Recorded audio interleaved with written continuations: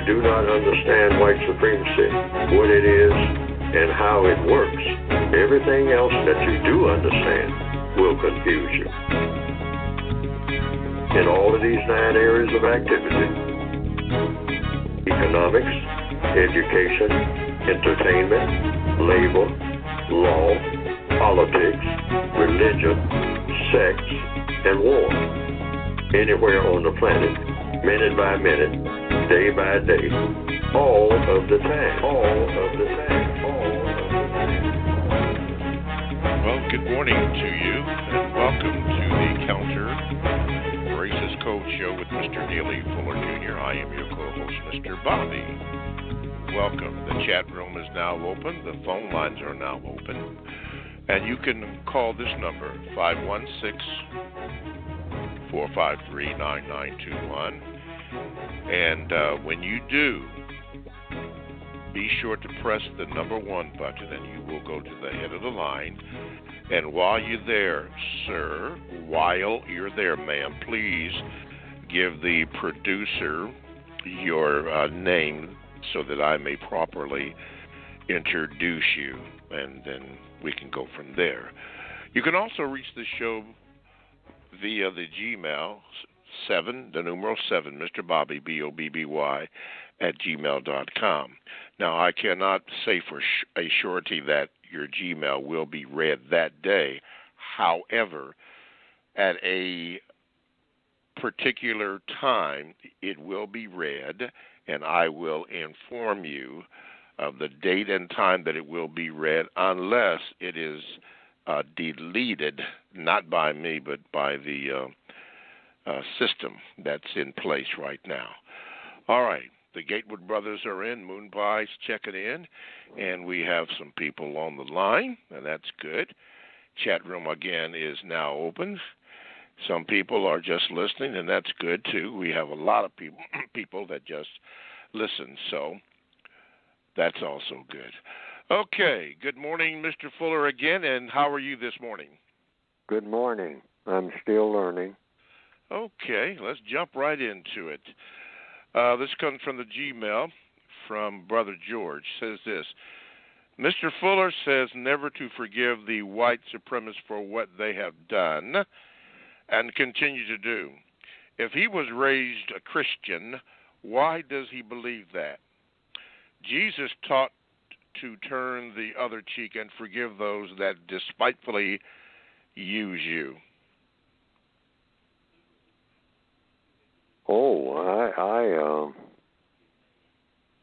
I was told that I was a Christian because I was baptized in a Baptist church. But I don't know if I qualify to be a Christian, because later on, you know, at age 13, I'd been baptized, and I didn't know too much about what I was doing or why I was doing it, other than everybody said it's something you should do, get baptized. People who had gone before me, and what I call my family, had gotten baptized, so I just did it. But then people start talking over the years about what makes a Christian, and you know, and what isn't a Christian, and I start hearing different arguments, and this one argument led to another argument, and then that argument would lead to 15, 20, 30, 40 more arguments. So I said, well, wait a minute, what is a real Christian?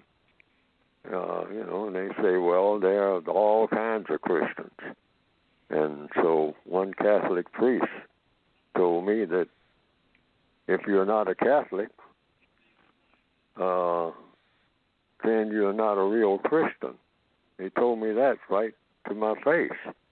And I've been born in what they call a Baptist, and somebody had told me that being a Baptist means you're in the Protestant category.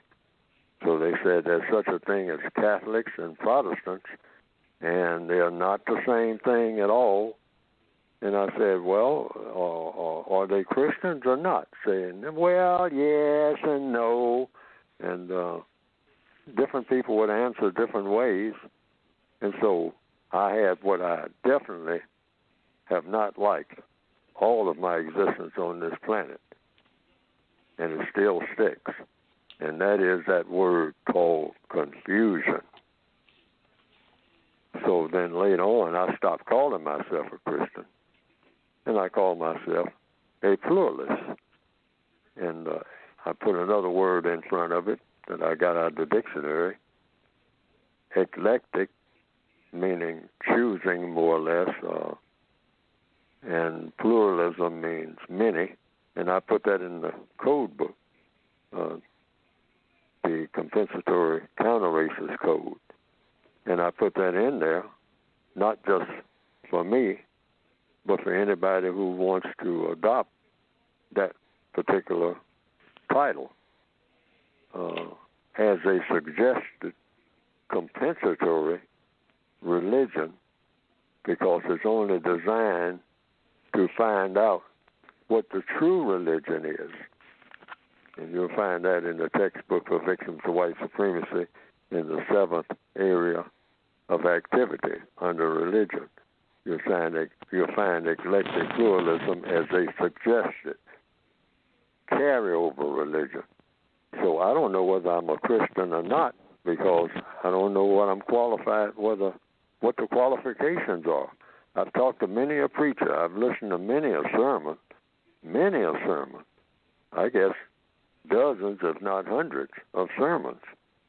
And I'm still confused about what is a Christian and what is not a Christian, and who is qualified to say who's a Christian and who is not. Because I've just been hearing not only barbershop arguments, but people saying, well, so-and-so is not a Christian, and then so-and-so is a Christian, and then on and on and on. And it makes your head swim after a while, listening to people. And then other religions start getting in, and then people say, well, Judeo-Christianity. And I ask a question, a logical question, well, what is Judeo-Christianity? Is that different from plain Christianity? That seems to be a modification there. And then people will start explaining it to me, and then somebody else standing nearby will say, you don't know what you're talking about. So what have we got here? We got confusion, absolute confusion, at least where I'm concerned, because I am still confused. After all these years of hearing all types of viewpoints, I'm still confused and getting more so. So I still say I'm an eclectic pluralist, which is what I really am. And I do that because I don't want to be a hypocrite. Okay. Which I say is the worst thing you can be, saying that you're something that you're not. So I definitely will say that I'm confused. And I'm not being hypocritical about that. All right. All right, Brother George, your question has been answered, and I have texted you so that you will know what's going on. Coming up next, after we take this phone call, Confederate statues. So get your questions ready for that.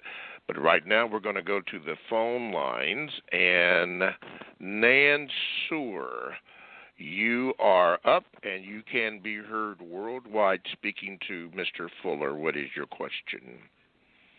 Peace, Mr. Bobby and Mr. Fuller. This is Mansell from D.C. I'm still learning. I have two questions for you, Mr. Fuller. My first one is on page 403 of the Revised Expanded Edition of the Code. The second line from the bottom, it says, I know of no person, including myself, who is not seriously flawed. Now, I know myself personally that I'm seriously flawed, but I just seem like everybody else who I know acts like they have no flaws, and I'm the only one that's flawed. So can you please explain what was meant by that? I know of no person, including myself, who is not seriously flawed. And I have one more question, too. Well, wait a minute. 403, you're talking kind of fast, so that sometimes I have a difficult time keeping up. So what does that actually say? On page 403 of the Revised Expanded Edition. Yep. The second line from the bottom. Well, let me see if I can find that, so I'll make sure. Okay, I see it. Yes, I see it. Page. Takes me a little while to keep up here. Yes, sir. If you don't mind. 403. The second line up front. Yes, that's in the from quotation the section. Yes. Yes. Okay.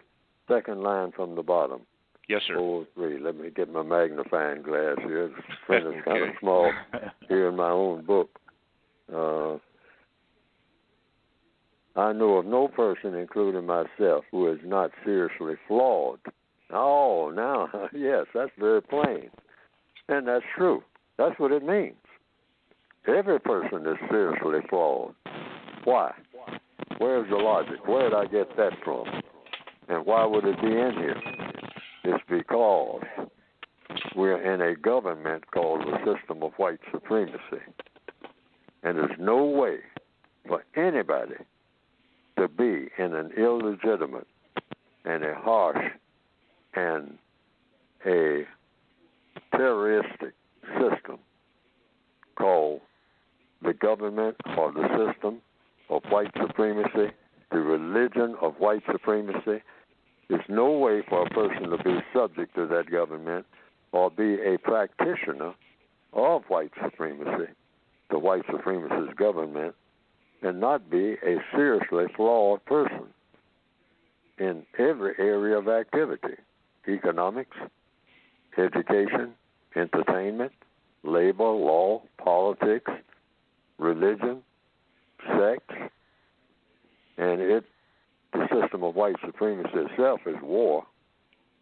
So anytime you see people engaging in war, all of those people so engaged are seriously flawed.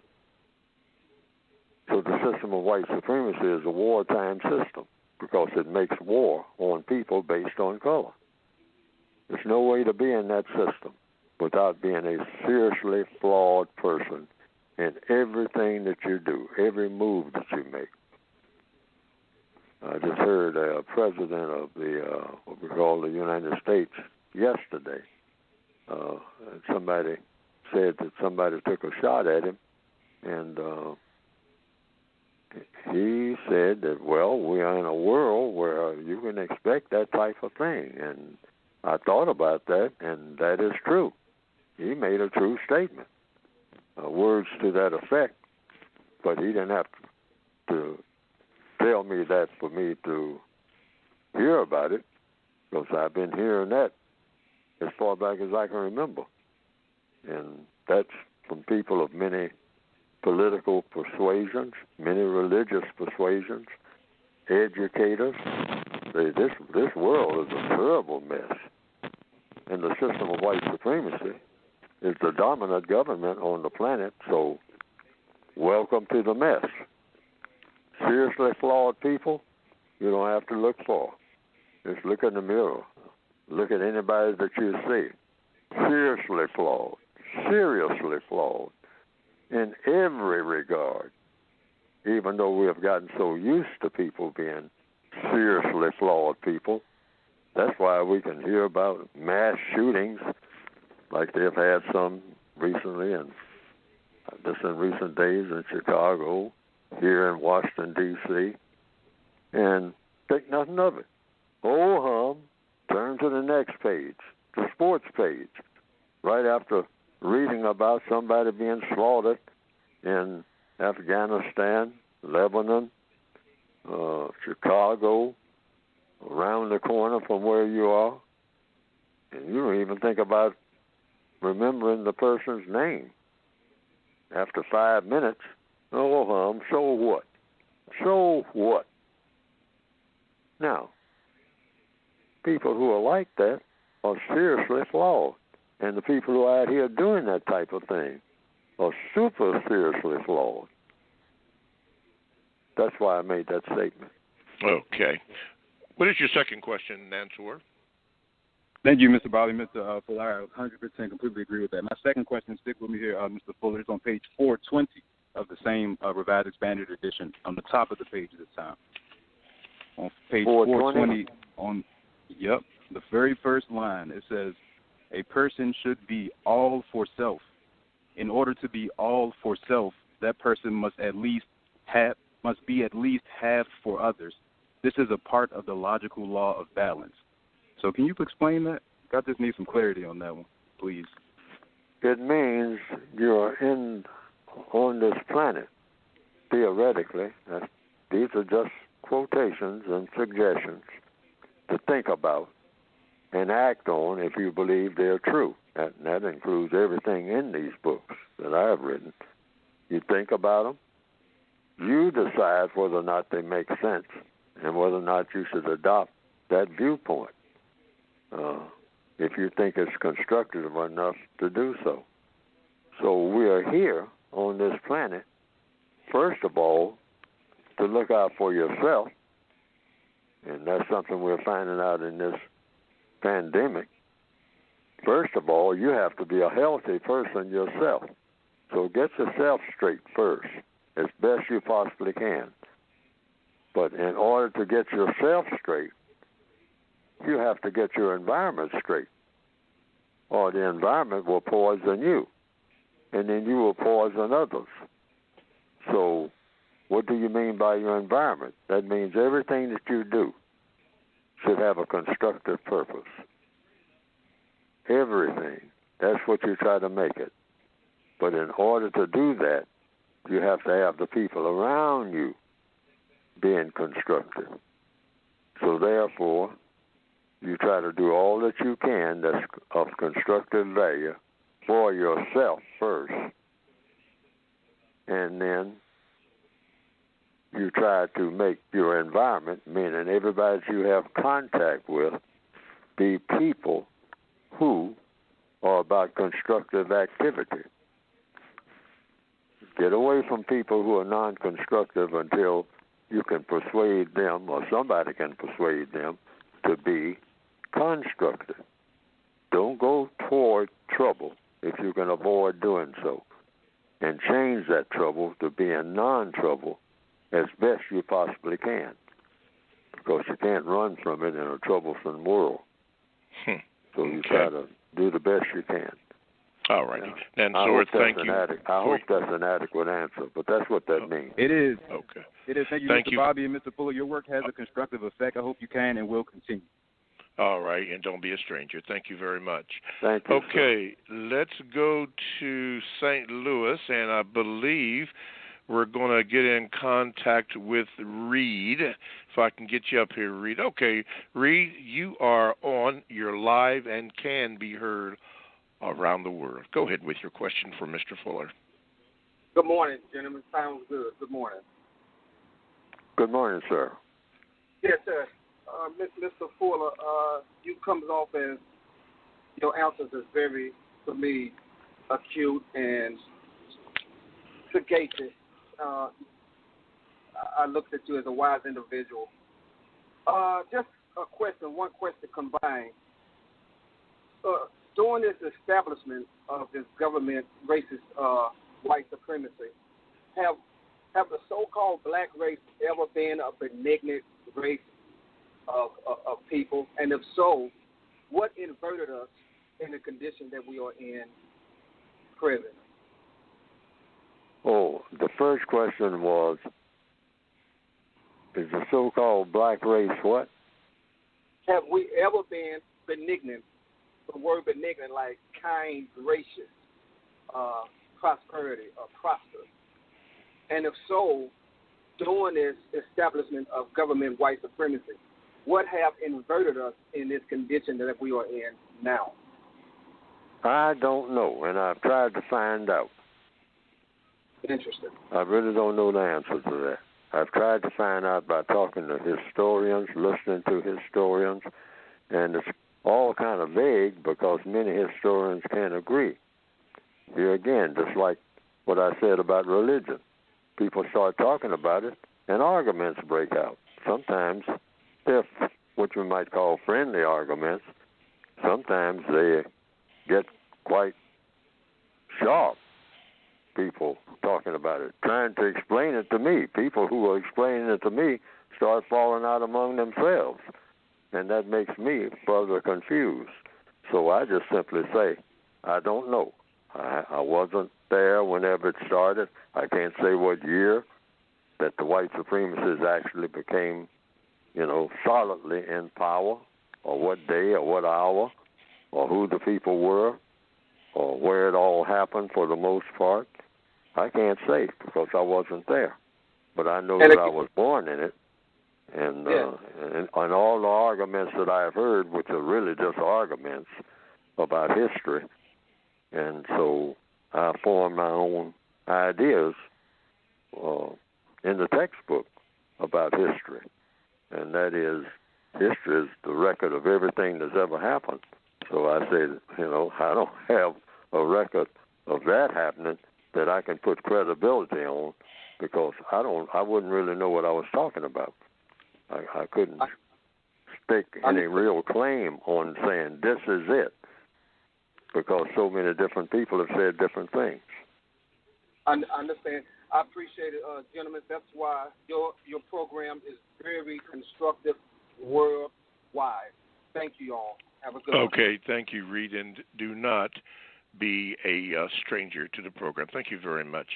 Okay, let's go way down here to Johnny from Virginia. Johnny, you are now on and can be heard worldwide. Go ahead, please.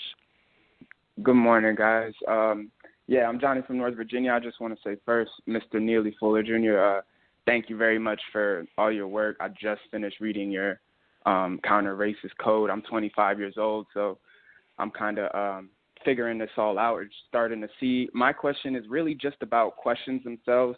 I'm starting to have these dialogues with my family about, the things I'm seeing about how white supremacy and how it's been affecting us our whole life. And something I notice is that when I make statements, we kind of butt heads and don't get anywhere. But when I ask questions, me and my mom started to see eye to eye to things. So I just wanted you to speak more to that about having these dialogues and asking more questions. And yeah. Okay, Mr. Fuller. Yes, sir. I've talked about this before because I was having that dilemma naturally years ago, and just recently evolved with me about the best way to handle arguments, because that's what it comes down to. How do you keep from having an argument when people are having arguments? How do you keep them engaging in being argumentative yourself? And then I said, there's a way to do everything. Mm-hmm. Now, I got to figure out a way that this is done, because there is a way. There's a best way and a worse way to do everything that's ever going to be done. And that's something I learned from a sergeant, a black sergeant in Japan back in the 1970s. Because he made that statement to me. He said, Fuller, there's a best way and a worse way to go about doing anything. He said, that includes even picking a pencil up off of a desk. Now, that's a simple thing to me. Picking a pencil up off of a desk. He said, yes. He said, it's a worse way to do it and a best way to do it. He said, your entire existence should be always trying to, he said, you should always try to sit down, be patient with yourself, and figure out the best way to go about doing anything before you make any move at all. He said, because there's always a best way and a worse way. So over a period of time, I was finding myself in arguments just like most people.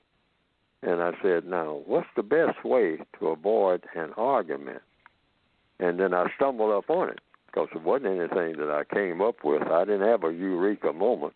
But I started noticing, if you talk to people and do nothing but ask questions and don't make any comments on answers, just keep asking questions, that usually you avoid having arguments. Stay in the question lane. Questions, answers. Questions, answers. Questions, answers. Because sometimes people won't like the question that you're asking, and they will ask you a question, all right? They'll say, well, what are you asking me that for? You sound like you're trying to tell me that I'm stupid. People will make comments. Mm-hmm. You know? But if you just stay in the question lane, said, for example, you say, no, I never said that you were stupid, sir or ma'am. I just asked a question. Yeah, but the question that you asked, it sounds like you're trying to make me out to be stupid. No, I'm not doing that. I'm asking you a question.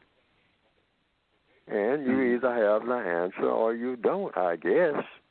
That's why I'm asking you, because I don't know.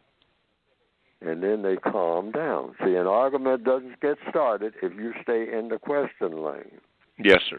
And you just repeat the question. Don't start addressing what they say about it. And it will. Why? Because the question and answer technique will take everybody right where they should be. It won't take everybody where they want to go, but it'll take everybody where everybody should be. All right. Johnny, thank you so much for your call, and don't be a stranger. Thank you so much, Thank Johnny. you. Thank you, guys. Yes, sir. Okay. You're listening to the counter-racist coach with Mr. Fuller, with Mr. Neely Fuller. Go ahead and cue that music up for me, guys. Yes, you're listening to the counter-racist coach show with Mr. Neely Fuller Jr. I am your co-host, Mr. Bobby. And to get in contact with the show, you can call 516-453-9921. And you can get in contact with Mr. Fuller to ask your questions. Now, when you do that, please be sure to press the number 1 button, and you will go to the front of the line. And when you do, generally or usually, the call screener will ask you your name, your first name.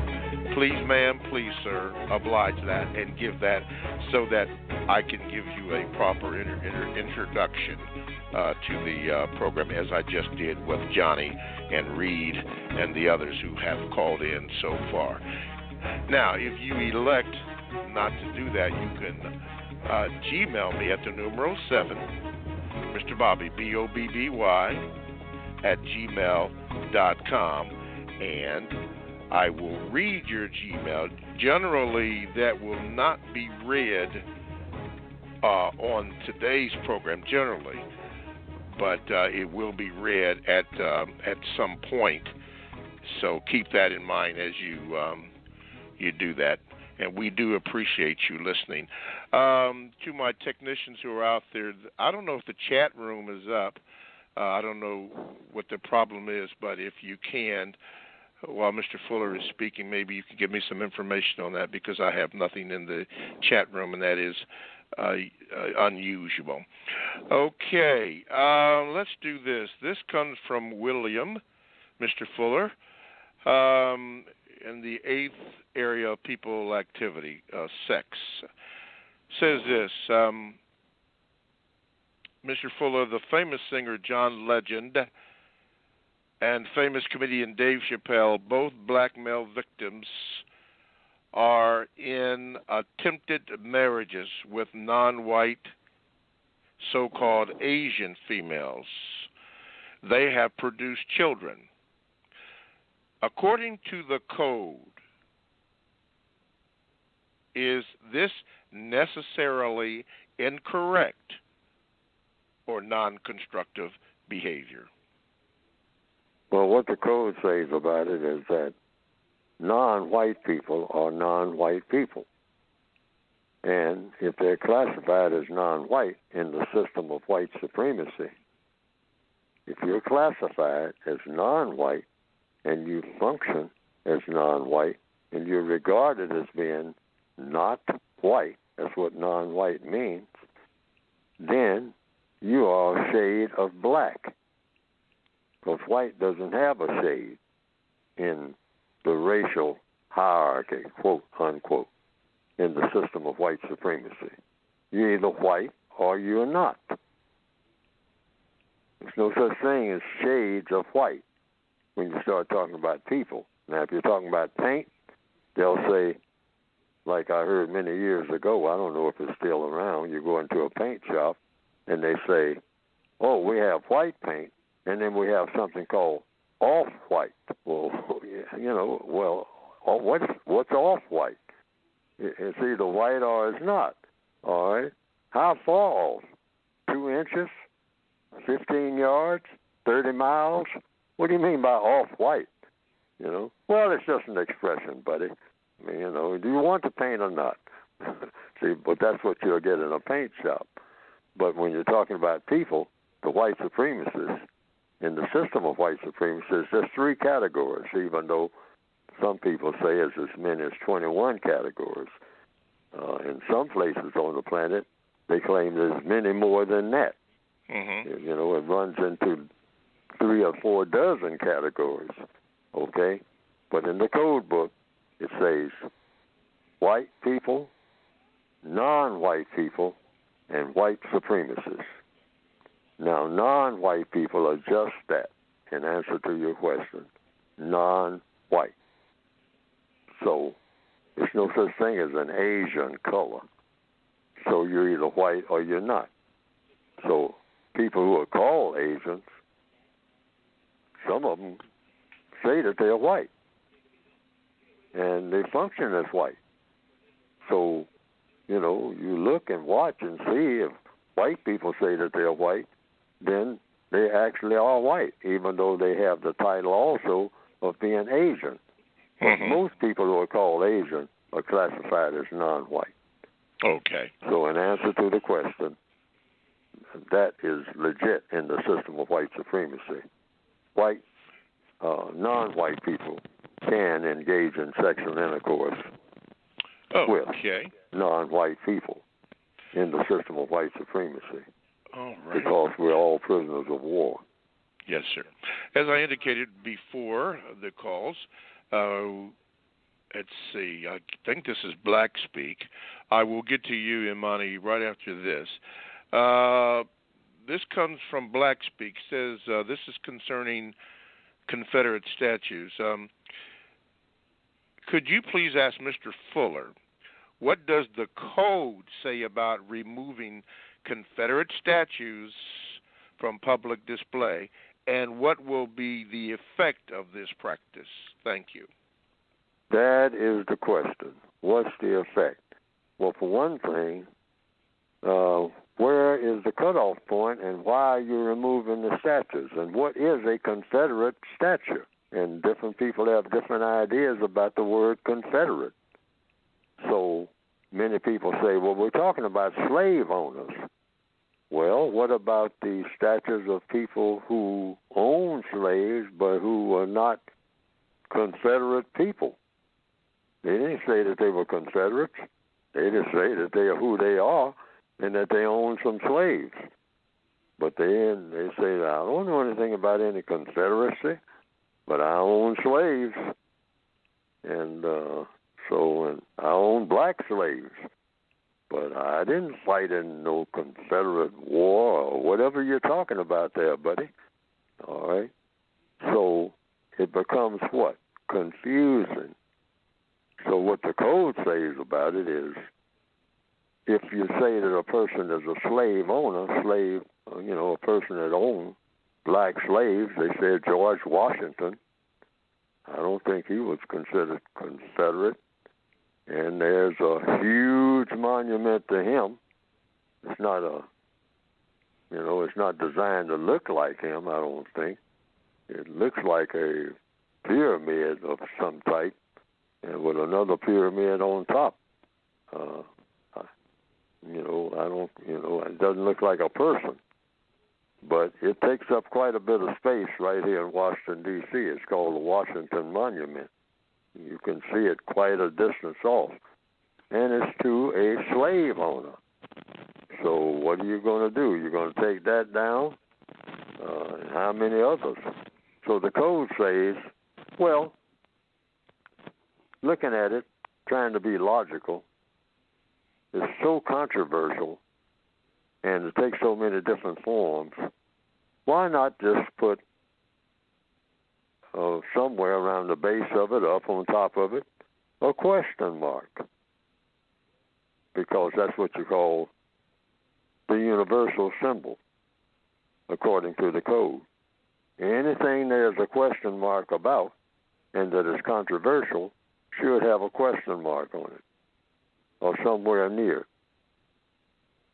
And you just and if you have a stature that is a stature that represents a person who was a slave owner, just put around the monument to that person the largest thing that should be there other than the person's name or alongside the person's name, if you have it, an explanation of what the statue represents.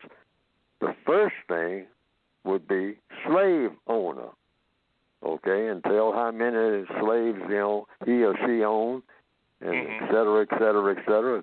You can say whatever you want to about it, but that would be the main thing that you would say before you get to the other stuff.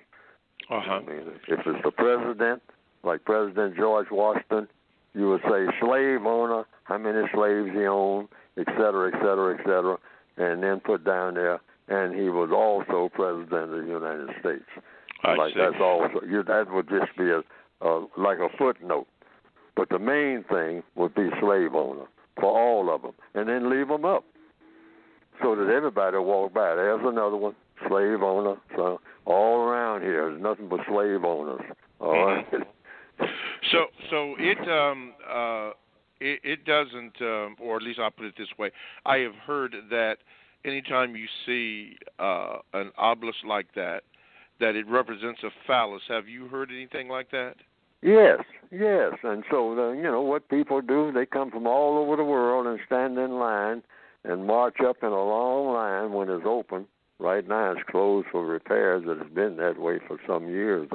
Somebody told me. I haven't even kept check on it. And they go up into George Washington's phallus and then look over his domain that was built by slaves. Okay. So leave it up there and describe that. It's all a matter of words. It's just a building. So as the tour guide takes people up in old GW's phallus, and surveys his plantation, as far as I can see, it goes pretty far up in the air, and they say, this is what this is all about. And he was powerful. I don't know how powerful he was in bed, but he sure had a lot of slaves and a domain in which he officiated over. So that's who he was. And give the tourists a good long dose of would that be him being the a slave owner. That should be it. Thomas Jefferson, I'll walk you over there too. I'm gonna tell you about Mr. Jeff. All right. Yes. Slave owner. Now let's take you over here and look at this other one over here. Here's another one of these slave owners. Leave them up. Okay. Don't tear them down. You're destroying property anyhow, and you get in trouble doing that. Just leave them up, but tell the truth about who they are. And that's the biggest truth. Would that be the same for blacks who were slave owners also? No, black people didn't own any slaves here. Not here. Once you had white supremacy. Now, before white supremacy, yes, black people who treat other black people like slaves, which they do even today, that's still under white supremacy. The white supremacists can put a stop to that. That's what supreme means. They can go all over, you got black people who enslaved black people in Africa. But this is in the prison yard called the system of white supremacy. So that means the prison masters don't have any problem with it, meaning the white supremacists don't have a problem. If they have a problem with it, they'll put a stop to it, because they'll put a stop to anything that's dangerous to their business. Alrighty. So one black person killing another black person, enslaving another black person, the white supremacists approve of that, or it wouldn't be happening. Okay.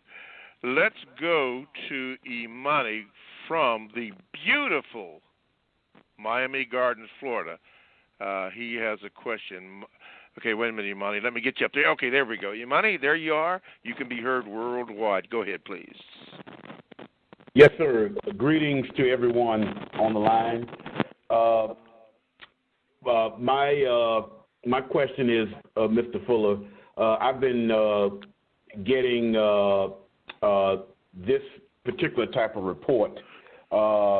Fuller is how old is he? 90 years old, and the counter-racist code is not appealing. It's not appealing to, especially to younger black people, non-white people. Mind you, now, just preceding me was a 25-year-old who called on the show to ask a question.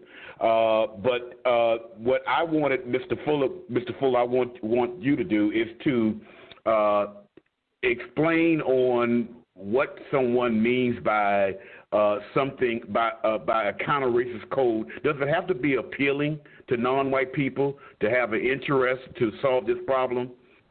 Yes, sir. People make up their own minds about what's important to them. So whether Neely Fuller is 10 years old or 110, the only thing you want, really, out of anybody of any age, or should want, is the truth. The truth is the same for every age. I don't know the truth about a lot of things that somebody who is 20 years old know. I haven't been everywhere and seen everything. I don't know what everybody's doing on the planet minute by minute. So you just look for one thing. Not for, if someone, I'll put it this way, according to the code, it's not who is saying something, it's whether what is being said is true or false, or what is being suggested is constructive or non-constructive. That's it. And that applies to everybody on the planet 24 hours a day, regardless of, white, non-white, male, female, old people, young people. Hey, is it constructive or is it non-constructive? It's one or the other. There's no such thing as in between. I don't care who it comes from. Is it constructive or non-constructive? Is it true or false? A person makes a statement.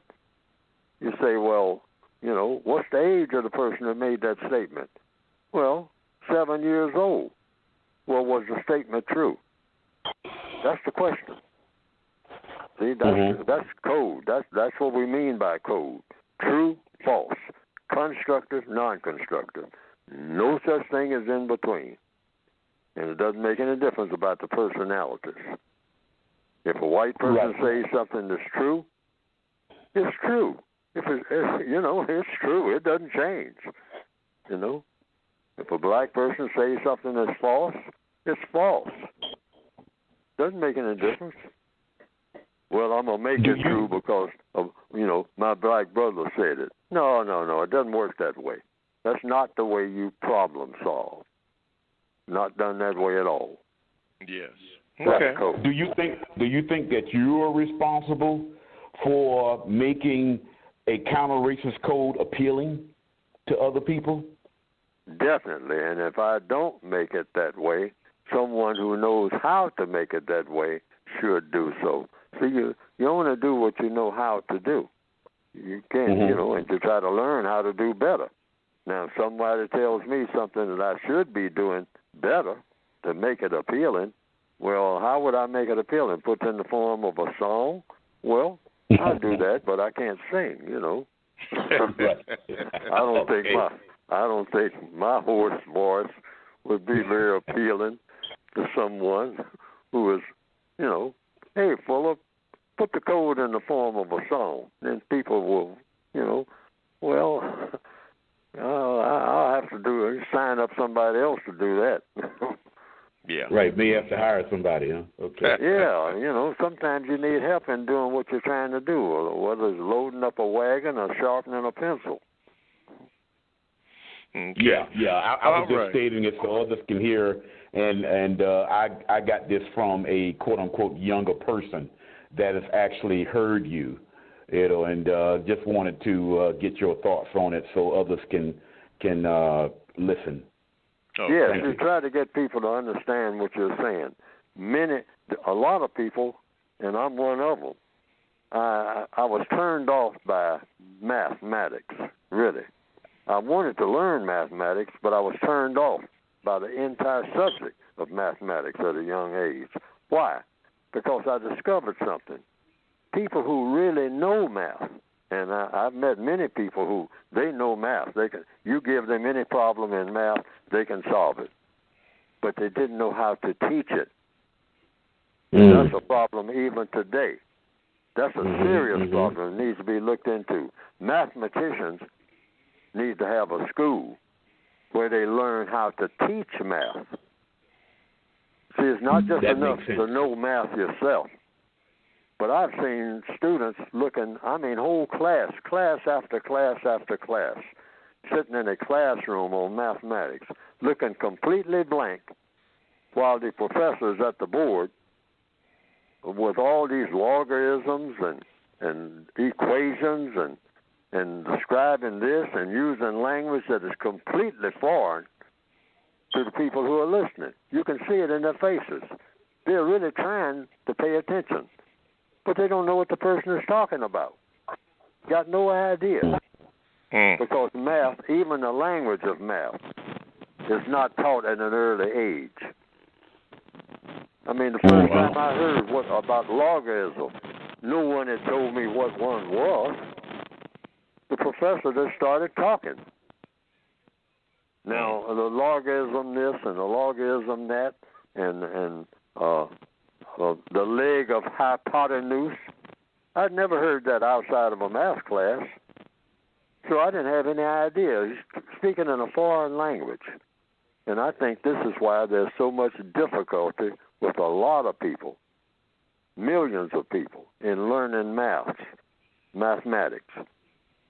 It's because it's being taught by experts, but who don't know how to teach it to someone else. That's a whole nother ball game altogether. Very important. Needs to be looked into. All righty. Imani, thank you so much for your question, and don't be a stranger, sir. Thanks for the program. All righty. Mr. Fuller, it is time for you to discuss your book, and hopefully some young people are listening. Go ahead, Mr. Fuller. Yes, you can get the book, and the book is about the subject that we're talking about, basically how to replace the system of white supremacy with the system of justice, which I say is an absolute requirement if the world is ever going to be improved from what it is now to what it should be. And you can get the book by going to producejustice.com. Now, it might be some delays along about now on account of the COVID-19 virus, and we have had distribution problems, but they should be cleared up in at least a week or two, at the very most, from what I've been told. But there might be some delays, but you can get the book. You go to producejustice.com, and some things about the book and what the books are about is really basically 2 volumes there. A basic book, an additional word guide, compensatory counter-racist word guide that's usually there. And then there's an original copy made in 1984. That's the original. That's what it's called. And it's there, depending on what the distribution situation is right now. But go to producejustice.com, and what will come up on the screen is a brief description of what the books are about. And basically it's about solving the problem of racism, because the premise is if you don't solve the problem of racism, all the other problems you have are not going to be solved either, because that's the biggest problem on the planet. If you solve that problem, and I have a sort of a slang, tongue-in-cheek slogan, if you solve the problem of racism, you can solve all the other world problems on your day off. Okay. All right. Go to producejustice.com. Producejustice.com. Okay, I want to take the time to apologize for, I guess we're having a problem with the chat room. There's something going on in there that we're not able to have the chat room comments today. Perhaps we will get that worked out and see what's going on. Okay, 516-453-9921 is the number that you call to get in contact with the show. And please, ma'am, please, sir, be sure after you call that number to press the number 1 button, and you will go to the top of the line. Have your question ready, so that Mr. Fuller can address that. If you elect not to do that, then you can use the Gmail, 7 Mr. Bobby, the numeral 7, Mr. Bobby, BOBBY, @gmail.com. And your question will come up, and it will be read, not necessarily today, but it will be read, and I will inform you of that, giving you a date and a time when your question will be read. Okay. This comes from iTest from the Gmails. It says, Mr. Fuller, I've noticed you come down hard on black males, as you should, but I notice you give black females a pass. Black females sided with the white supremacy, with white supremacy, when they took the Section 8 housing, welfare, and choose to raise their, in capital letters, kids, end of quote, without black males. The kids they raised on their own are emotional and violent. That's why we have so many murders and violence in the black community. Black women are a, capital letters, B-I-G, big part of the dysfunction in the black community. So, Mr. Fuller, why do you defend them so much? It's not a defense, it's an explanation. Black males went around bragging, as far back as I can remember and still do, that they are men, and that the females should listen to their boyfriends, their husbands, whatever they want to call them. You come second. Your opinion of things, are not equal to mine. In all the tribes overseas and whatnot, the male is, I'm the head of the household. That's what I've heard that all the time. Where black males in the system of white supremacy are not the head of anything. When the white supremacists, racist man and racist woman, established a thing called the system of white supremacy, black males became just nothing but equal slaves to the black female.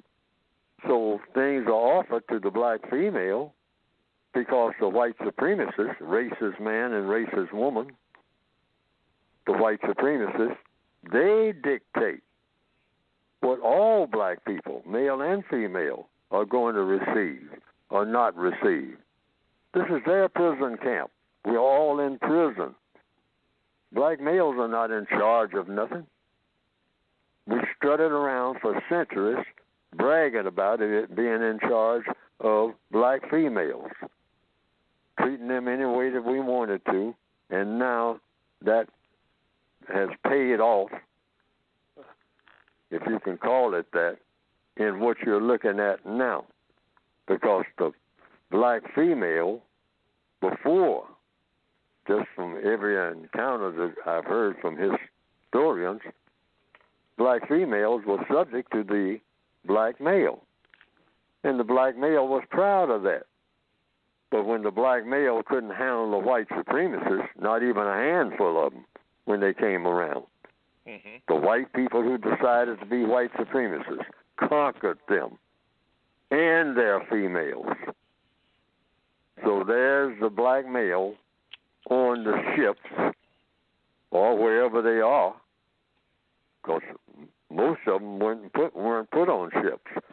The white supremacists just came in and took over the entire village, and then went from village to village to village to village, and took over everything. It wasn't just the people who were put on ships, but there's the black male, for example, on a ship trying to tell the black female, I'm in charge of you. No, slave, you're not in charge of anything. And don't keep trying to be in charge of the black female, saying you are her master or you are her husband, and that you'll straighten everything out, because you didn't. You couldn't handle the white supremacists.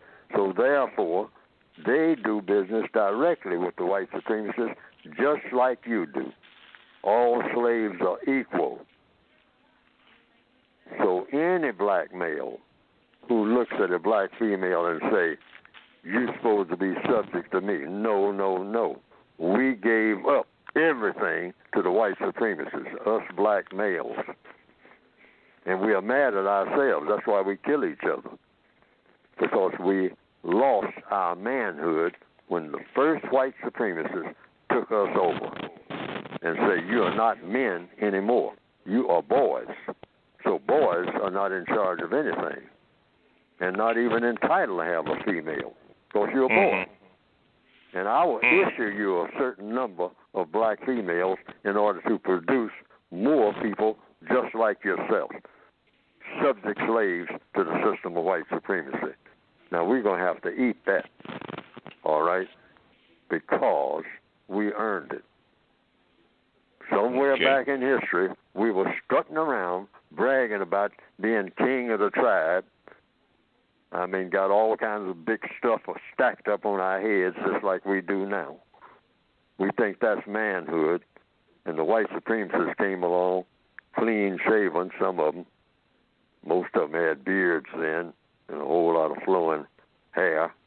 But for the most part, I mean, black males had all kind of ostrich feathers and everything else, just like we try to do now, to show that we're in charge of something. That's what all that crown and glory is about.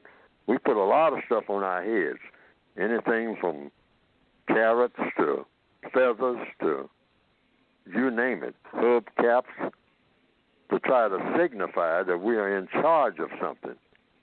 Because, you know, when you have a head, that's where your brain is.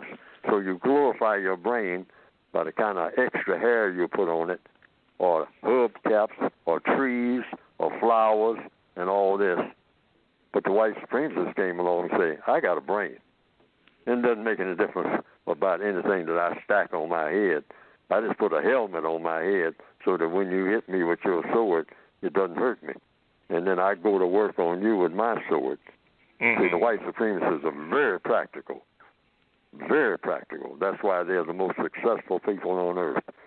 And the black male is just another child in the playground called the prison system of white supremacy. And we have not earned, in answer to your question, we have not earned the right to demand anything of a black female. Why? Because we were bragging about knowing everything and couldn't handle this. Thousands of us couldn't handle a couple of hundred white supremacists once they arrived, everywhere we were on the planet. That's why we're in the shape that we're in now. We failed in our mission. Strutting around bragging. I gotta, you know, I'm just pouring that on because that's what we were doing, and we still do that. Strutting around bragging. Take off your shirt and show your chest. Well, that ain't nothing but a big target. Okay, we will leave it right there for the first hour. You have been listening to the Counter Racist Code Show with Mr. Neely Fuller, Jr., the first hour with your co-host, Mr. Bobby.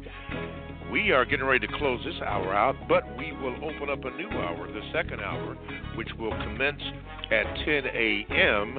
Eastern Time in the concept called, or the Western concept called the United States of America, in all caps, by the way, the corporation. We will do that starting at 10 o'clock. So thanks for listening. Thanks for for all of your calls. We will make sure that you get the second hour in. The chat room is unavailable as of right now, and maybe they'll give me some information on it. Okay, welcome to the second hour of the Counter-Racist Culture with Mr. Neely Fuller Jr. I am your co-host, Mr. Bobby. To get in contact with the show, call 516-453-9921. Make sure that you press the number 1 button as Everett did. You will go to the top of the line with your question when I acknowledge you. If you decide that you would like for me to read your question, you can do that by the Gmail, the numeral 7, Mr. Bobby, B-O-B-B-Y, @gmail.com. And I will, at some point, read your Gmail. It may not be today necessarily, but at some point I will read it, give you the date and the time of that. Now, please, ma'am, please, sir, please don't write me a novel because I cannot read it for radio. So please, ma'am, please, sir, I'm imploring you to make sure you edit it, be concise, so that Mr. Fuller can address your concern. Again, the Counter-Racist Culture with Mr. Neely Fuller Jr. And let's see here. Let's go to Everett. Let's see if I can get you up here. Okay, Everett, welcome. You are live and can be heard worldwide. Go ahead with your question. Good morning, Mr. Bobby. Good morning, Mr. Fuller. Okay. Good morning, sir. My question is, being of what you just said in the first hour, that was real informative. Is it more so of black people empowers white supremacy because of the things that we do, not having a code, or is white supremacy reacting to black people not having a code?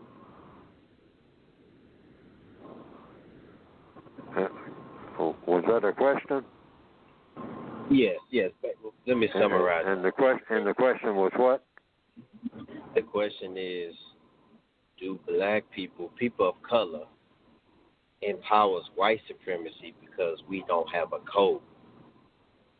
Yes, sir. That's it. That's why I started trying to write one, because years ago, back in the 1950s, I came to the conclusion, and just surveying the entire situation of the world, because it is a world problem. And I said, the difference is the white supremacists have a code. Now, what is a code? It's a set way of doing everything, so that every time you do it, it always works. Black people don't have anything close to that. We have never even attempted to have one. We have a little, what you call, ghetto code, like gangs and stuff like that. But a counter-racist code, we don't have it. We have never even attempted to have one. We got a lot of slogans.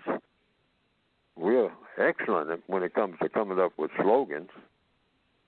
But a code means you have a set way of doing things and saying things that when you do it and say it, it always works. If it doesn't always work, it's got no business being called a code. Codes always work. A plumbing code always works. Mm-hmm. You turn on hot water, you're not going to get cold water. Why? Because the plumbing system, wherever you are, is working the way it's always worked, because you set it up the same way every time.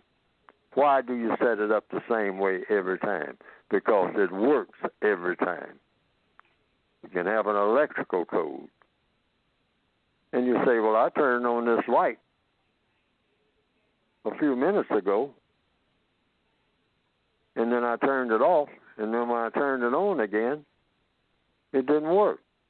It didn't come on.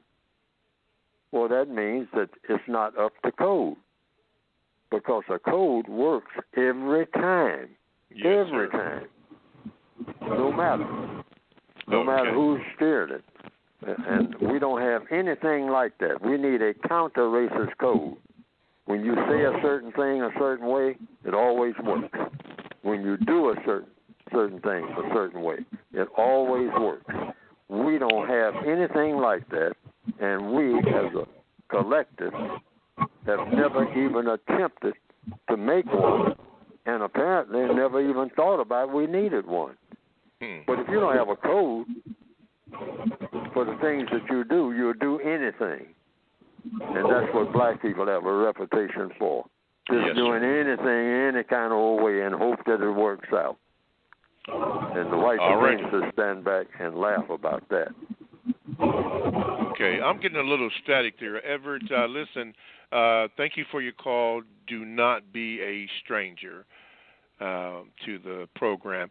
Listen, again, I'm going to repeat myself. When you do call in, please, when you dial that number, 516-453-99, please, ma'am, please, sir, make sure that you give your name to the call screener so that I can properly introduce you, or else I cannot give you the proper introduction. With that being said, let's go to Lola from the great city of Dallas, Texas. How about that? Lola, let me see if I can get you in. Lola, okay, got you in. Good morning, and you're on and can be heard worldwide. Go ahead, Lola. Good morning, Mr. Bobby. Good morning, Mr. Fuller. It's always an honor to speak with you, Mr. Fuller. I didn't realize this until last week when you were talking about it. You had spoke on hate, and you said if someone hates someone, it means that they're afraid. And I have this pride in me a little bit where I feel like I'm not afraid of anything. But I noticed that I am, because I hate white supremacy, and by me hating them, I'm afraid of them. You know, I'm afraid of white people, majority of white people, and it's not that I want to hate them. I think it's just the effect that it's caused on me just being in this prison system. And my question is that, and I just see them as also being just moral monsters. So my question is to you, Mr. Fuller, is what is your stance on operating in hatred and in fear? You eliminate hatred and fear through knowledge and understanding. If you know and understand something, you don't fear. Why? Because you can handle it. So you fear what you don't know and what you don't understand. And that makes you vulnerable. And, that's where fear comes from. I've given an illustration. I think I gave it last week. When I was in what is called the Army, and I was in training, and we were on a field trip, and I woke up in the morning, and since we did a lot of digging, and when you're in an Army, you do a lot of digging in the ground with a shovel that you carry with you all the time, back in the old days anyway.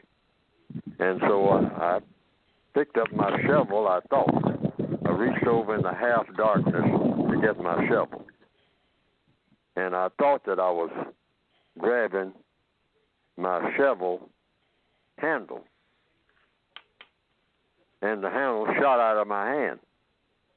Snake. That's what it was. Right there in the tent with me. Lying right alongside me with my tools and whatnot. So I immediately jumped up and I said to the other people, snake.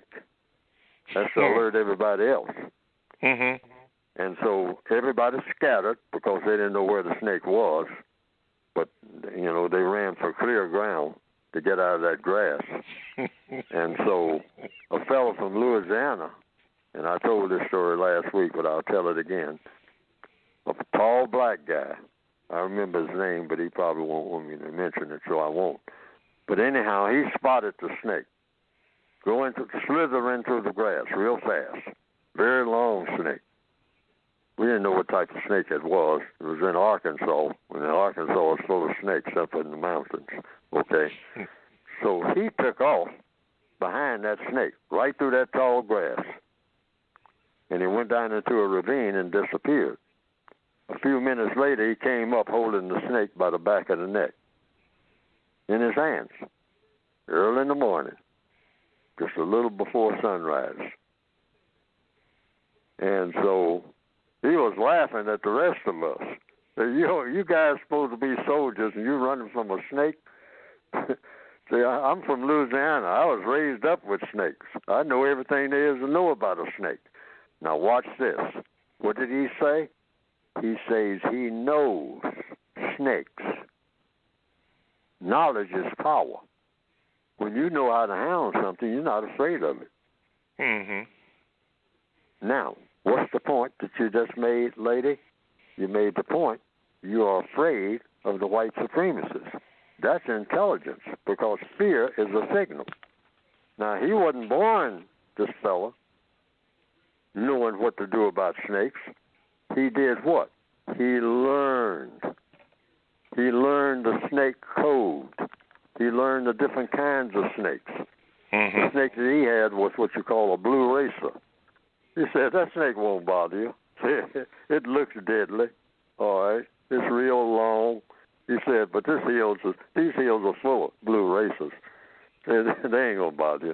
He said, if they bite you, you ain't going to die. Now, a copperhead or a diamondback rattler, yeah, you're in trouble. And a coral snake, I understood, if it bites you, you're dead. Mm-hmm. I mean, that poison works so fast, you're out of here. It has a lot of real, what you call pretty colors, from what I understand, a coral snake. Oh, yeah, coral usually, snake, yes. Uh-huh. Yes, but it's a killer, okay? But blue racers, he said, they won't bother you, But now, getting to the point, it's the same way with black people and white supremacists. Once you understand how they operate, what it is, what they do, how they go about doing it, little by little, and if you understand what white supremacy is in all areas of activity and how it came about, the more you understand that, you have what you call a fear, but it's an intelligent fear, meaning you learn more and more about how to handle your fears because you learn more and more about what to do and say when you're around white people. And yes. What not to do and what not to say. And that's what you call a code. That's why we need one. And in answer to your question, lady, the more you learn about what to say and what to do with the code, that book that I'm putting out, the better you can handle situations and your fears will go away correspondingly. That's all right. That's the way it worked with me. Mm-hmm. When people call me, a white person can call me any kind of name. See, that's a code. A white person or a black person call me any kind of name in front of anybody, what you may call an embarrassing situation. No way in the world you're going to embarrass me by name calling. That's impossible. Once you make up your mind, that's a code. See, why is it that I can do that? It's because I have a code. And the code says, Fuller, let anybody call you any kind of names they want to. And don't let it bother you at all. I mean, come on, bring them on. How many names you got? 1,500? Oh, that ain't even a good start. I mean, 17,000? I mean, these are name calls. Come up with as many as you can. You ain't going to rattle me no kind of way. It's impossible. It can't be done. If you don't believe it, try it. All righty. Lola from Dallas, Texas. Beautiful Dallas, Texas. Thank you so much for your call. And, again, I don't have to tell you, but I'll say it anyway. Don't be a stranger. Okay. Let's see. I got Bill. Brother Muko, I know you're listening. Thank you. And Imani on deck for another question. Let me go to Bill. Wait a minute, Bill. Let me get you up here. Okay, Bill, you are on, and you can be heard worldwide. Go ahead, please. Good morning, gentlemen. Thank you. Been a very decent show today. I want to thank you, Mr. Fuller, Mr. Bobby, and get right to it. I wanted to, I wrote a little notes for myself. Mr. Fuller, you mentioned that we are at war. This is like a little VGQ sort of comment. You mentioned that last hour, the first hour. So I was wondering, when are we going to maybe discuss the section of war, but not in like a fighting mode, like shooting and all those things, but really to compete in economics, your 9 activities, the 8 activities, the other 8 activities of your book. I'm just making that suggestion. And my question that I'm going to ask is in regard to that, which is in Martin Luther King's book, his last book, Where Do We Go From Here? He discusses with Stokely and other people in regard to power and the slogan of Black Power. And what Martin says in this piece, I'm just going to read a little bit. He says, power, he said, talking about Stokely, is the only thing respected in this world, and we must get it at any cost. Then he looked me squarely in the eye and said, Martin, you know as well as I do that practically every other ethnic group in America has done just this. The Jews, the Irish, and the Italians did it. Why can't we? And he says, that is just the point, I answered. No one has ever heard the Jews publicly chant a slogan of Jewish power, but they have power through group unity, determination, and creative endeavor. They have gained it. The same thing is true of the Irish and the Italians. Neither group has used a slogan of Irish or Italian power, but they have worked hard to achieve it. This is exactly what we must do.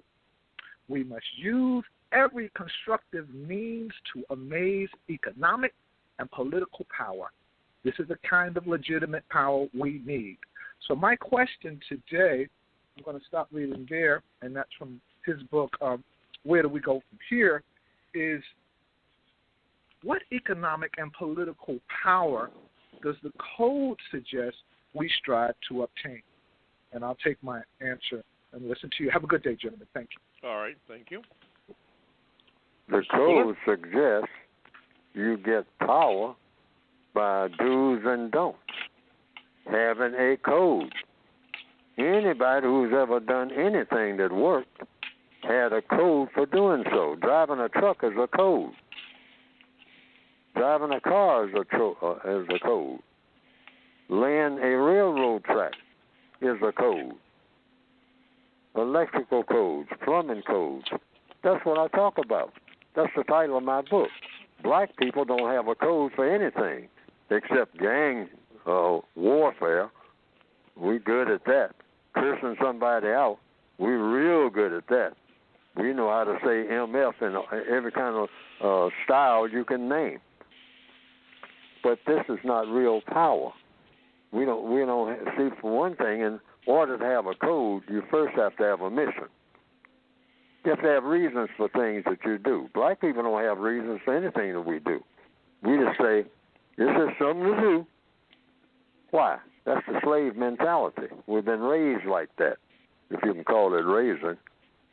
Just get up and stretch and yawn in the morning and sit around and wait for somebody else who has a code to come and tell us what to do. But it's understandable because that's how we have been trained. The white supremacists train us, but we have to retrain ourselves. We have to invent a code. And what is a code, like I've been saying all this morning? A code is a way of getting things done, but you have to figure out what it is you're trying to do first. So the first thing you do is get rid of the system of white supremacy, and it takes a code to do that, but it has to be a priority. Black people have a priority of doing what? Truth be told, showing off to other black people. So we haven't even taken the first step toward having a code and dealing with the white supremacists. So when something comes up dealing with racism, we just cry out that somebody ought to do something, or we run out into the streets and start breaking windows until we fall down exhausted or we get beaten back by somebody who objects to our breaking the windows, and then everything goes back to what we call normal. And normal for black people means trying to show off to other black people. And the 4 show-offisms are in the textbook of victims of white supremacy all over the world. What do black people think about most? Showing off.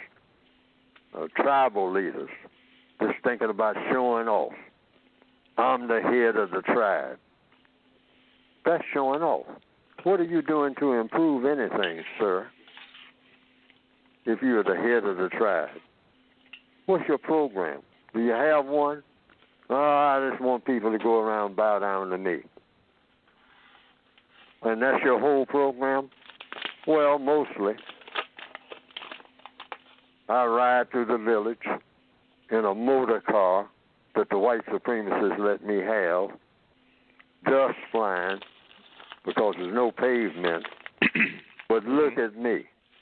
I'm a strong leader. And that's all you are? Leading people to do what? Look at me.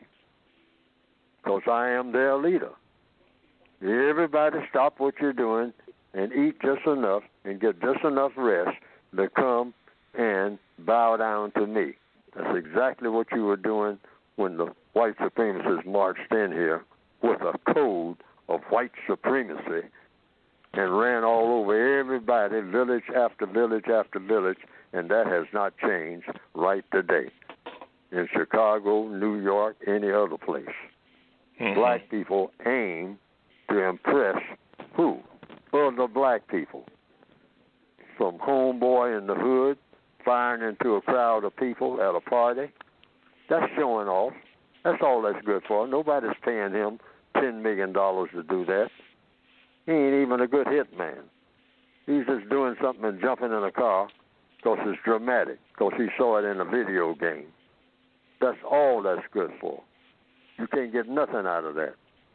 And then crying in a court, well, probably, tell the truth, some white supremacists are saying, well, now I'm sitting here looking at you, you're looking at me, and after all of your activities, I mean, you're asking me to show you some mercy. Well, I'll think about it, boy.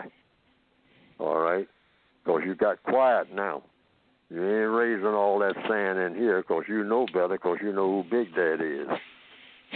The white supremacists. You were bad out there in the hood, but you're nothing to me. You don't matter to me. I don't care how many signs you walk around with. I'm a white supremacist. I got a code. Your little old 5-cent ghetto code ain't worth nothing up against the system of white supremacy.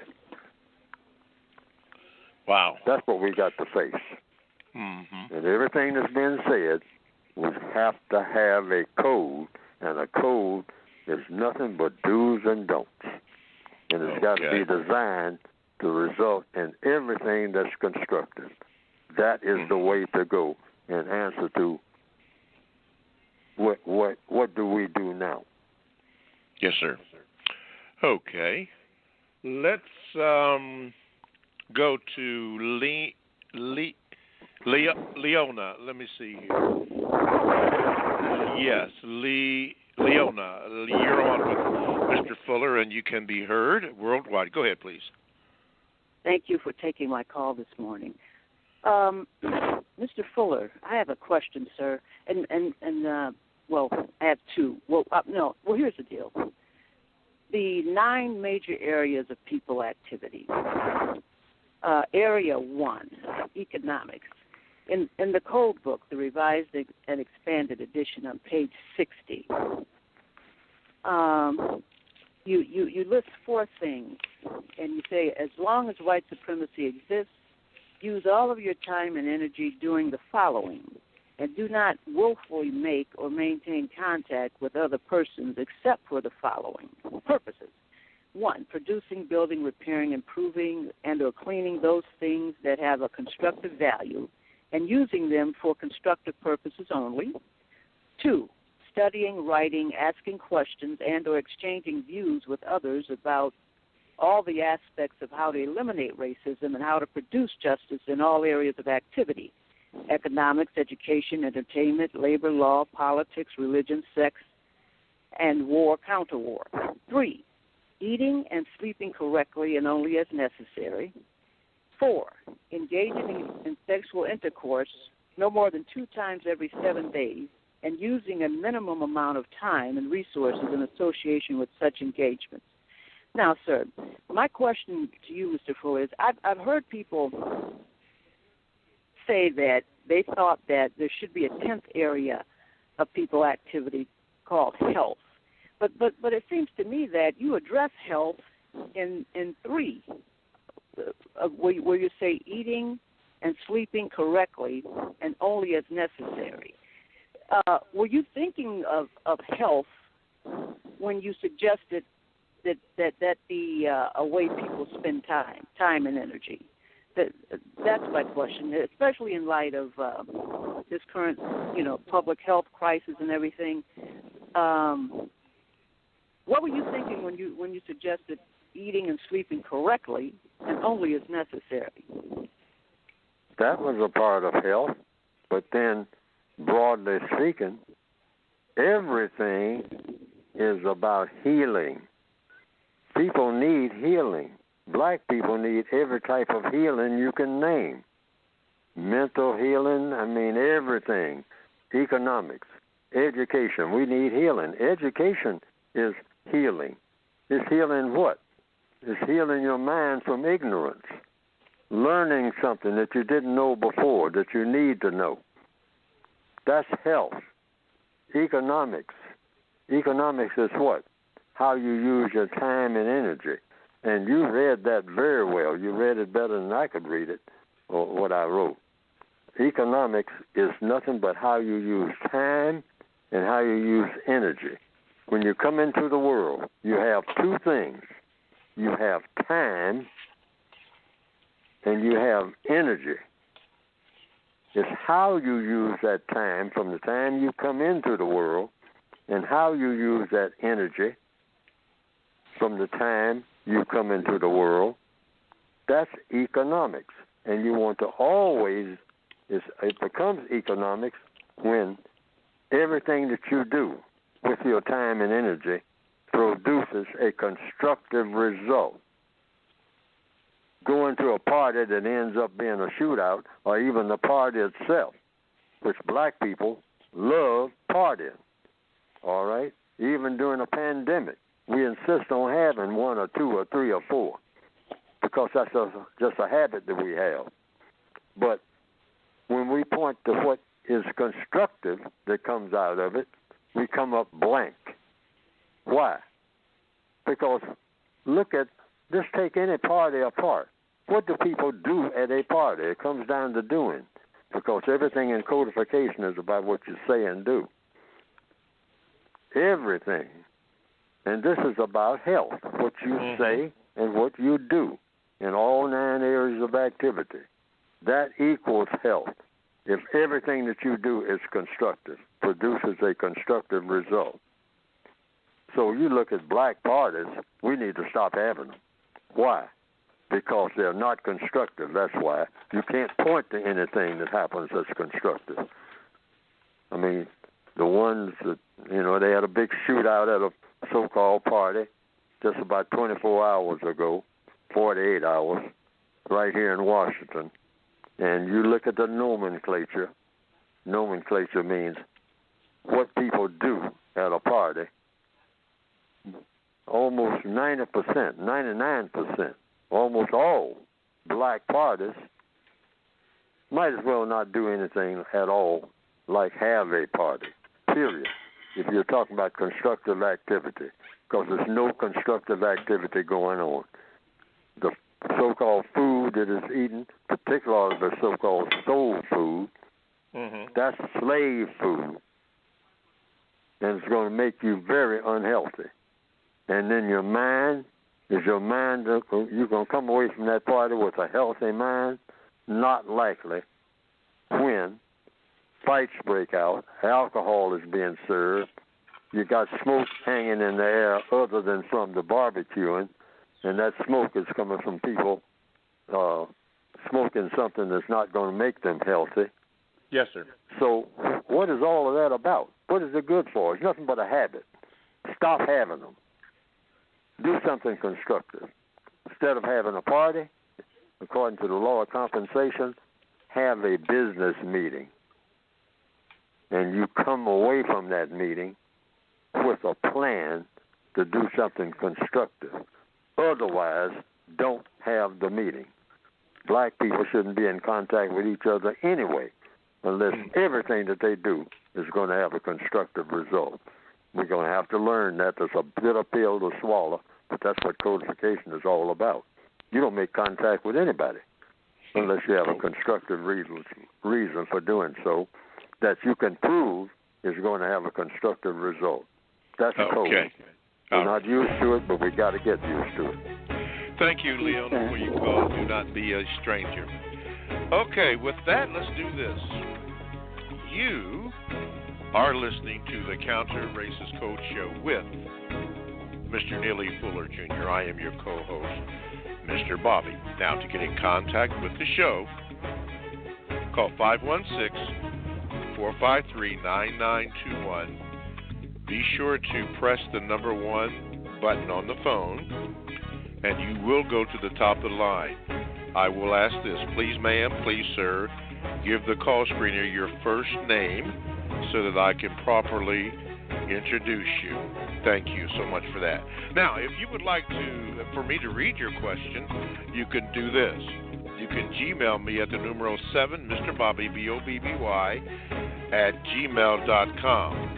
And I will read your letter. It may not be today, but at some point I will read it and give you the date and time when your Gmail will be read. Okay. So thank you. Thank you for listening. Oh, yes, the chat room, for some reason, is not functional. I don't know why. If I knew why, I would tell you, but it's not functional today. So maybe someone in the technical field can have some information for me as to why we're not connected. But anyway, we will move on. Okay, this is my brother from Baltimore, Maryland, coming up here. Brother Muko, by any means necessary, brother, you have the whole world at your hands. Go ahead. Good morning, Mr. Bobby and Mr. Fuller. Calling from Baltimore, of course, as Mr. Bobby said, where we do the CCD things. We still had those discussions here. But my question for Mr. Fuller.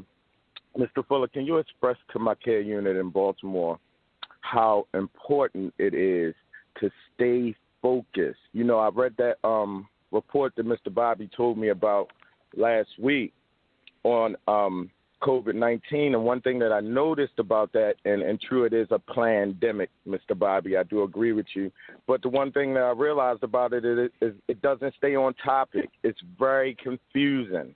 Mm-hmm. So that is a disadvantage to us, you know, even looking at that information, because what you get from it is more confusion.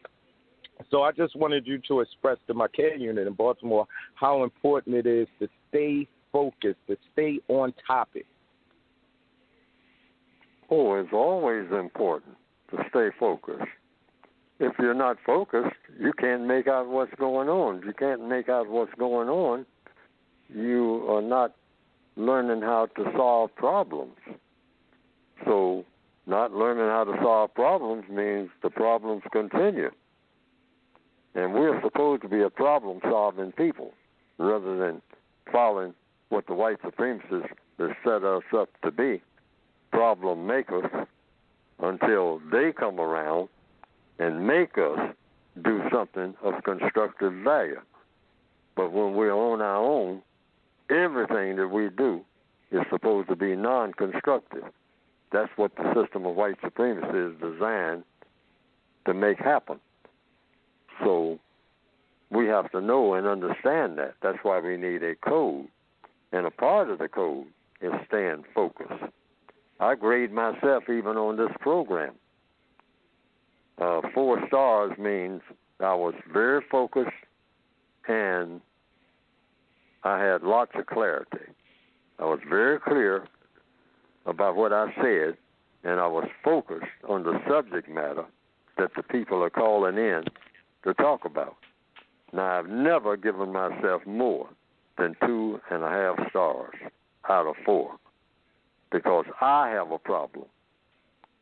Even when I'm talking about counter-racism, staying focused, I have a tendency to start making illustrations that ramble. And I've tried to judge myself on that. And I need help on that. Sometimes, I want people to even say, okay, Mr. Fuller, you're rambling now. All right? Or Neely, you can call me anything you want to. Definitely don't put a title in front of my name, because all that is just victim of white supremacy. That's all I've ever been. I'm nobody's leader. I'm nobody's spokesperson. I'm not qualified for none of that. I'm just a fellow prisoner trying to figure my way out of this prison called the system of white supremacy, right along with the other prisoners, shuffling right along in line with everybody else, mumbling, about a code of some type that we need. That's all I'm doing. So, I don't want to be no kind of tribal leader. We've had enough of that. The code is about making everybody your own leader. Now think about that type of power, because that's the kind of power we need.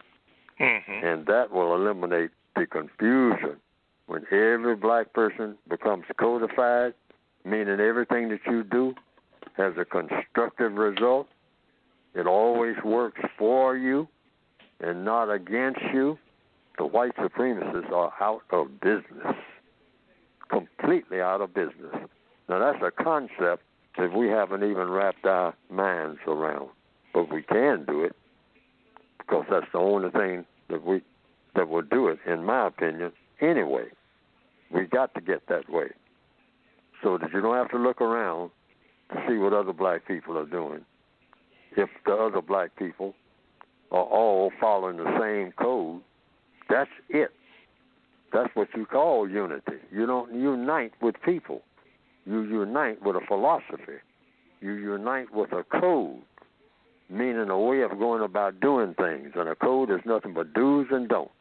Yes, sir. We don't have a set of do's and don'ts. That's all we need. Once we get that down and everybody's following it, the white supremacists are out of business overnight. Overnight. That's automatic. That's science. Mm-hmm. Wonderfully put, Mr. Fuller. Wonderfully put. Mr. Bobby, I'm going to hit you on the inbox because I have something for you. And Mr. Fuller, I just wanted to ask, can I send you a gift? Brother Muko, you are the gift. Thank you so much. Absolutely. Thank you so much, Brother Muko. All righty. All right. And again, don't be a stranger. All right, Brother Muko. Absolutely. Thank you. Okay. Let's go to Ishmael, and then we'll get to you, Imani. Ishmael, let me see if I can get you up here. Ishmael, you are now on with Mr. Fuller. Go ahead, please, sir. Thank you, Mr. Bobby. Thank you, Mr. Fuller. Mr. Fuller, I have a question because I believe, and correct me if I'm wrong, you said the white supremacist is the only one who can tell what race another person is. At one of my last jobs, I was dealing with a suspected white supremacist, and he went on a high investigation of me, wanted to know what books I read, was asked about, can he read some of the books I have, just wanted a whole background investigation of me. And he said to me, you're white. So I didn't say anything back. I didn't want to give him any kind of feedback on that. But I want to know your take on that. And also, if I can ask another question, what do you feel about the avoidance of debt for prisoners of war? Do you think that's a very good thing to avoid all debt as possible? Or do you think we should partake in the debt system of buying cars, buying houses? Thank you. That's my question. Yes, don't ever put yourself in a financial situation that's going to make you further enslaved. In answer to the second question, I've already forgotten the first question, but in answer to the second question, try to, you might say, travel light. You never know what's going to come up. You never know what the white supremacists have planned. But you do know that the plans that they make are for you not to be able to build up any strength, that you are in a constant state of anxiety about finances, about your possessions, about whether or not you're going to have to move from one place to another, like in any war. So you stay in that frame of mind. You stay, in other words, travel light under economics. You don't accumulate a lot of stuff. The white supremacists say, yeah, I'm going to sell you a lot of stuff on credit. I'll give you a whole bunch of credit, credibility, that you'll be able to pay me one of these days. But I will keep you thinking that way and keep you coming back for more, even though you don't know why you keep coming back, except you got to have more stuff. All yes. Right? And I got plenty of stuff to pile on you. And then when you get ready to move that stuff, it's going to cost you an arm and a leg, and then I'm going to make you move again. So you have to move that stuff. So you spend most of your time just moving stuff and all stressed out and working 6 jobs just so that you can go back and move the stuff that you keep piling up. And it's not serving you at all in any way where you're getting something out of it. See, so in answer to the question, that particular question, yes, the code says you're not going to own anything anyway. Ownership in the system of white supremacy doesn't exist for a black person. That's just like a prisoner of war saying, I own my cots in my cell. Yeah. Because I paid for them. It doesn't make a difference what you paid. You're in prison. You're in prison. You don't own anything because you don't own yourself. So anything that you accumulate, don't think that it's yours. Your family isn't even yours. That lady that you call your wife, if you're a black male, she's not yours. The white supremacists own her just like they own you and all your offspring. We are prisoners of war. We have to understand that. Prisoners of war own nothing, even when we have papers saying that we own something. So always think in those terms. You'll get in position to own something after the system of white supremacy no longer exists. Ishmael, what was your first question? My first question was, I work in my last job. I worked with a suspected white supremacist, and he said after investigating me very harshly and thoroughly, he said, "You're white," and I want to know what that meant if white supremacist, because I don't look white at all. So I'm not ethnically, I don't look white. So I want to know what he meant by that in your mind, Mr. Fuller. Oh, I don't know. That's the answer. But the code, see, that was an excellent opportunity for you. You should have pulled up a chair and asked for permission to sit there for a while. And then you should, according to the code, if that had happened to me, I'd go, that's a code opportunity. I want to hear something like that. I mean, that is a great opportunity for me to learn a lot that's going to help me. And I would ask for permission to pull up a chair, and I would want a detailed explanation of what she just said.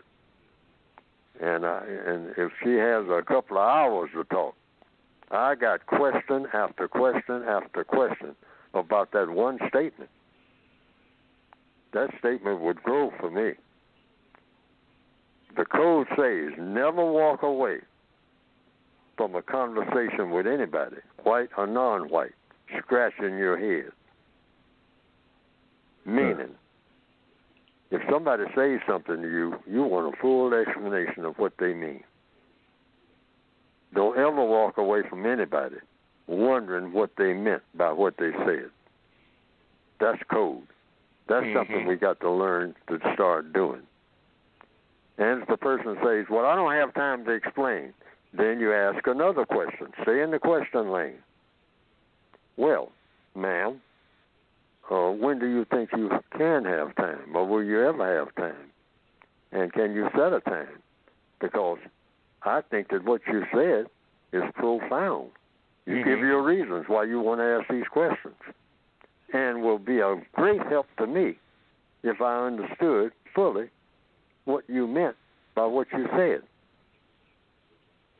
And if the lady says, "Well, I've said all I'm going to say," then you just have to accept that answer. Oh, okay.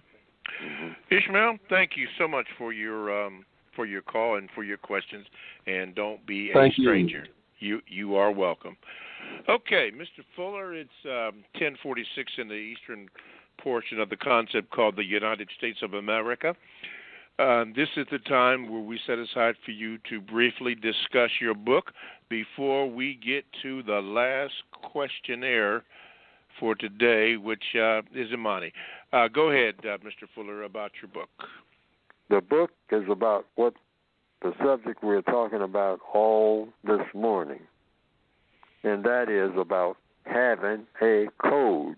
And the book is called A Compensatory Counter-Racist Code. And also it has a equal title, The United Independent Compensatory Code System Concept. Textbook, workbook for thought, speech, and or action for victims of white supremacy.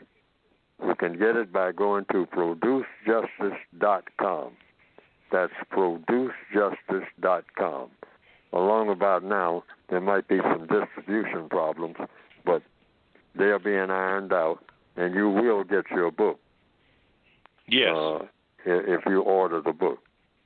But on account of the virus, there might be some dislocations for a period. But don't worry about it. Just keep going back to that site. And if there's any problem, you be persistent about that. And it should be taken care of. Okay. But go to producejustice.com. Yes, sir. You start saying before we go to Imani, let me ask you this concerning your book, and you just mentioned it. Do you feel, Mr. Fuller, that people are having difficulty or problems understanding that at the bottom of the book you say a textbook workbook for thought, speech, and or action for victims of racism, white supremacy? No, I think that's very explicit, because everybody has, make a judgment. Am I a victim of white supremacy? And I hear black people complaining about racism, so why complain about something that you're not a victim of? Or you don't perceive someone as being a victim of that you want to help out. So if you don't consider yourself a victim of white supremacy, and a lot of black people don't, they say, I'm not a victim of white supremacy, then the book is not for you. Right. It's just that simple. The book is for somebody who thinks that they have a race problem. And apparently, millions of black people think there is a race problem. You see a whole street now saying Black Lives Matter. Now, who are you talking to? You must be talking to somebody who's white. Black Lives Matter to whom? Black lives certainly don't matter, it seems, to black people. Or maybe it does. Or maybe that's the intention. I don't know. in order to find out, you ask the people who came up with the term, Black Lives Matter. Black Lives Matter, yeah. Mm-hmm. But the evidence kind of shows that black lives do matter, but only to people who don't matter, because the killing keeps going on. It does. Black people killing each other. Do black lives matter? Those black lives matter. 200-300 black people every month slaughtering each other. Do black lives matter to them? The people doing the killing? And or the people who are being killed? Do black lives matter? That's a question maybe everybody ought to answer truthfully. Okay. Matter to whom? All righty. We have about 7 minutes on the program, and I got a call from Africa, Leno, and then Imani. So make your questions short so we can get both of these in. Okay, Leno from Africa, you're on with Mr. Fuller. You can be heard worldwide. What is your question? My question is, I received a book. Sorry, this is what's it called? VGQ. Okay. I received the book. I've read the book, and it's a fantastic book. And I want to let Neely Fuller know that I'm always listening. I'm sorry, I just can't come up with good questions because everything that you say is just right on the mark. So I'm just baffled. I'm just listening. So I want you to know that. Okay. What part of Africa, the concept of Africa, are you calling from? Well, to be honest with you, I'm in Canada. Oh, okay. Because you said Africa on the screen. Okay. All right. Yeah, well, that's listen. my nickname. Yeah, sorry. Okay. Yeah. Go ahead. Well, don't be a stranger to the program. Call again. And I'm sure if you read the book, you're going to have some questions about that. So don't be a stranger. All right. Awesome, Bobby and Neely. Okay. Yes, you're welcome, sir. Thank you for calling. All righty. Okay, let's go down here and get Imani. Imani, thank you for waiting. I think you're going to be our last questioner for the day. Go ahead, Imani. What is your question? Yes, sir. The last thing that Mr. Fuller was speaking about leads right into what my question is about. I have been lately in discussion that expressed a whole lot of frustration and anger over the way that non-white people who are racially classified as black harm and mistreat each other, anywhere from mental as well as physical, quote-unquote, violence, even to the point of what is called murder. And there is also talk that we, as non-white black people, we will protest when a white person harms us, but we do not protest when we harm each other. There is even a popular phrase connected with this, and it's called, I believe, black-on-black crime. To Mr. Fuller, is this issue a problem that is associated with the global system of racism and white supremacy, or is it just something that evolves and black people are primarily solely responsible for this behavior? Well, an answer, according to the code, prior to the system of white supremacy, black people were to blame for that type of behavior. But under the system of white supremacy, the white supremacists are most to blame. Now, black people should be blamed, but the white supremacists know what our behavior is, but they are just fine with that type of behavior because they groom it. Black people, even on the slave ships, black people were told to learn how to take that whip, go up on deck, and whip the other black people who are also slaves. Hey, boy, come here. Go up the ladder. I'm going to take the chains off of you for a little while. And you go up there and stand up there on deck, and I'm going to send these other two up there behind you because they're misbehaving. And here's the whip, and I'm ordering you to give them a good whipping. So that's how that was carried on. Now, a lot of what's going on before they were on that ship, but they carried it on and carried on to this day. The white supremacists assign us in our minds that black lives don't matter, so they treat us like black lives don't matter. Mm-hmm. So when we are alone, that becomes ingrained in us. So we are like two slaves in the bottom of the ship, and the master hears a whole lot of rumbling down there, thinking that there's an escape attempt. They're down there fighting each other. So because he can't get any sleep, he comes down there and whips them all. And that hasn't changed. I'm going to give every last one of you a good whipping because you are disturbing my rest, even though you're harming each other. And I got work for you to do when I get to the other side. And I don't want you all beat up and whatnot, so that's why I'm stopping this fight. And that has not changed to this day. Black people like to beat up on other black people more than anything else. Mm-hmm. That's why even during this virus, we can't stand being away from each other. That's our favorite hobby.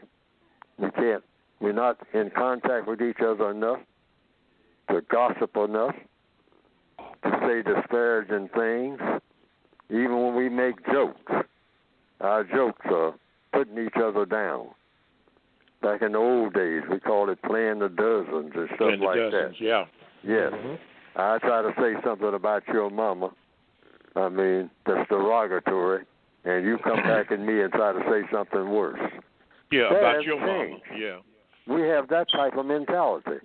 Now, people who have a constructive mind, their minds don't even go in that direction at all.